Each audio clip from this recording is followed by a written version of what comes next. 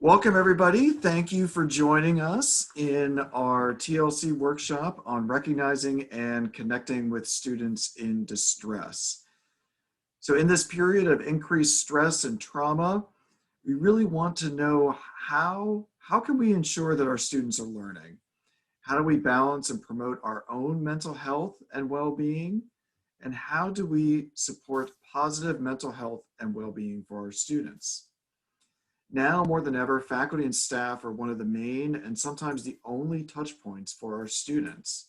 And teaching and supporting them in remote environments presents additional challenges. So if you're worried about a student, members of faculty and staff here at SUNY Geneseo are in an ideal position to recognize when students are struggling emotionally and may need help. However, it's sometimes hard to know what to do when faced with a tough situation. This session actually is going to try to give you some tools to recognize students in distress and talk a little bit about what we can do to point those students to the resources that they need.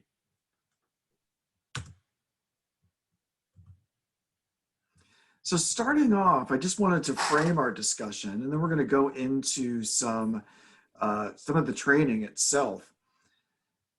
So there's been some data recently suggesting that 3/4 of students in the United States said their mental health has suffered during the pandemic.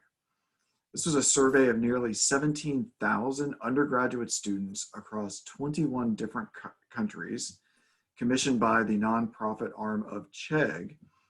And the United States had the second highest rate of responses for students saying that their mental health had suffered. They were only behind Brazil at 76%.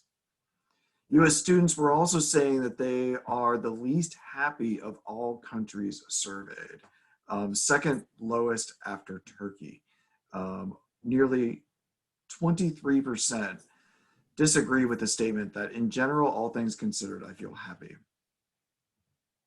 When we think about the top 3 mental health impacts among those 3/4 of US undergraduate students that say their mental health is suffering, what we see is increased stress and anxiety, high rates of stress and anxiety.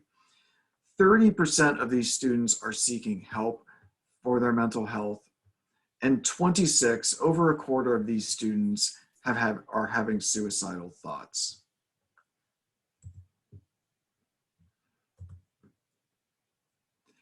Another recent research study from the Healthy Minds Network showed that 83% of students said mental health had negatively impacted their academic performance within the past month.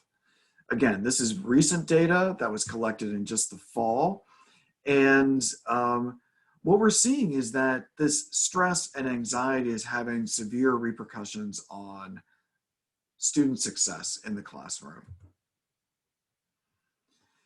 An article in Inside Higher Education that came out just yesterday, April 8th, 2021, are seeing that students are increasingly relying on professors for mental health assistance.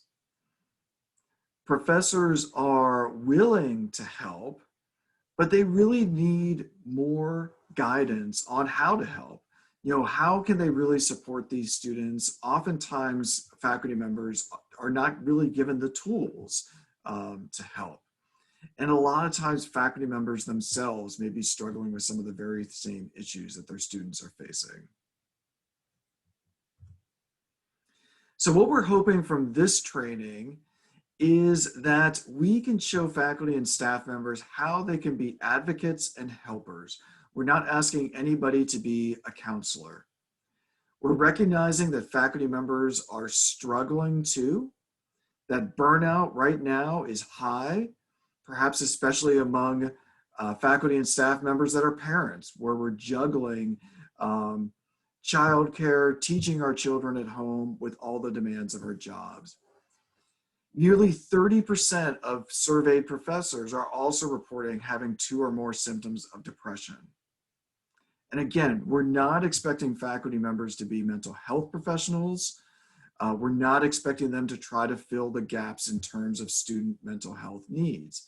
But what we're trying to ask is, help connect with their students, and recognize when their students are not doing well and when they may need some help of counseling services. So the goal is to support faculty staff as you communicate with students about mental health. So that's where Kognito comes in. Kognito is a program that is going to walk you through, it's a simulation program, and it's going to walk you through a series of conversations with students.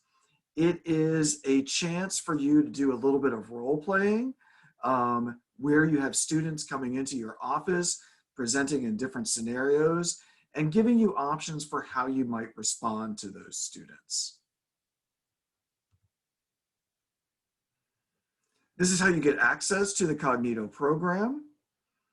The faculty staff program itself takes about 40 minutes, and you can stop the simulation at any time.